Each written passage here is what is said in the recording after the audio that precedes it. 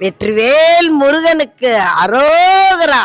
வீரவேல் முருகனுக்கு அரோகரா. உத்தமனை பாட வந்தேன், ஒருவனையே நினைத்து வந்தேன். தித்திக்கும் முருகன் பெயரில் தெய்வீக அழகை கண்டேன். முருகப்பெருமான் ரொம்ப ரொம்ப அவற்றை என்ன வரம் கேட்டாலும் கிடைக்கும்பா. வருகிற ஞாயிற்றுக்கிழமை 22ஆம் தேதி முருக மாநாடு நடக்கப்படுகிறது. முருகனுக்கு 6 படை வீடுகள், அதில் 2 படை வீடுகள் மதுரையிலே உள்ளது, திருப்பரங்குன்றம், பழமுதிர்ச்சோலை. ஆனால் இப்போது முருகனுக்கு 6 படை வீடுகளும் மதுரையிலே சங்கமித்துள்ளது. இந்த 6 படை முருகனை நேரில் கொண்டாடுறதுக்கு எங்களுக்கு ரொம்ப நன்றி. இந்த 6 படை என்னால் கால் நடக்க முடியாது, படியேற முடியாது. இன்றைக்கி சாதாரணமாகவே நான் பார்த்துட்டு போகிறது எனக்கு பெரிய குடுப்பினை. இது முருகன் நான் ரொம்ப இங்கே வந்திருக்கிறது ரொம்ப எங்களுக்கு சந்தோஷம். 6 படை முருகன் வந்திருக்கிறது எங்களுக்கு அளவுகொள்ளா ஆசை. அதை 6 படையும் ஒரே இடத்துல செட்டிங் போட்டு அனைத்து பக்தர்களும் ஒரே இடத்துல சந்தித்து எல்லா முருக பக்தர்களும் ஆர்வமோட கலந்துக்கிறேன்னு நல்லா பண்ணியிருக்காங்க. வந்து பாருங்கள், நல்லா இருக்குது.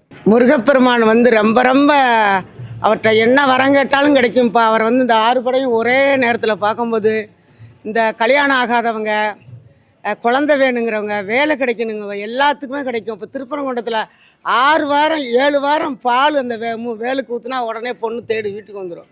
எனக்கு தென்காசி மாவட்டம், நான் தென்காசியிலேருந்து இங்கே வந்திருக்கேன். 22ஆம் தேதி பெரிய மாநாடு நடக்க போகுது இங்கே.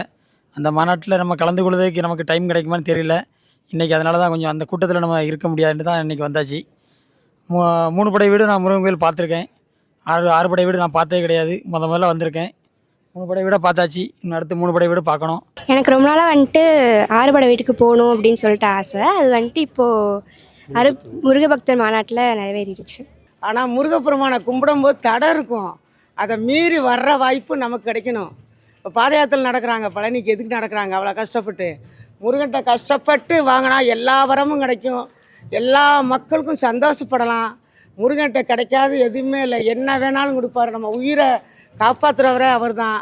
இந்த முருகன் எல்லா பக்தரும், இந்த மதுரையில் இருந்து பார்த்தின பக்தருக்கு அனைத்து பேருக்கும் அனைத்து அருளும் கொடுத்து நல்லா வைக்கணும்னு கோடான கோடி நன்றி. அப்பா முருகா, நீங்கள் 6 பேர் இங்கே வந்திருக்கிறது எங்களுக்கு கோடான கோடி நன்றி. நாங்கள்லாம் முருகன் பக்தர்கள்.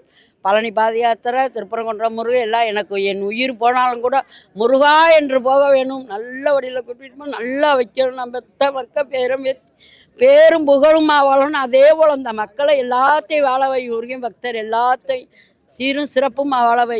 வணக்கம் முருகா, நன்றியான கோடான கோடி நன்றி முருகா. நமக்கு மரணம் வந்தால் கூட என்னுடைய பக்தனை தொடாத, நான் கூட்டிகிட்டு சொர்க்கத்தில் சேர்க்குறேன், அவனை நீ பாச்சக்கரை போட்டு கஷ்டப்படுத்துவ, எமன் தொடாதன்னு சொல்லக்கூடிய ஒரு முருகன். வள்ளலார் சொல்லியிருக்கிறார். 6 படைக்கும் ஒரு நாள் பஸ் எடுத்து போனால் உலகத்தையே சுற்றினா கூட பார்க்க முடியாது.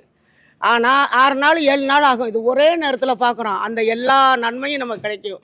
முருகப்பெருமானே அப்படின்னு சொன்னால் இப்போ வள்ளலார் சொல்லியிருக்காங்க சன்மார்க்கத்தில், மாம்பழம், கொய்யாப்பழம், மாதுளம்பழம், ஆப்பிள் பழம், வாழைப்பழம், தேன், கல்கண்டு இத்தனையும் போட்டு பிணைஞ்சு இந்த வாயில் வச்சா என்ன டேஸ்ட் இருக்குமோ அதை விட டேஸ்ட்டு முருகான்னு ஒரு தரம் சொல்கிறதுக்கு இந்த நாக்குக்கு இருக்குதுன்னு சொல்லியிருக்காங்க.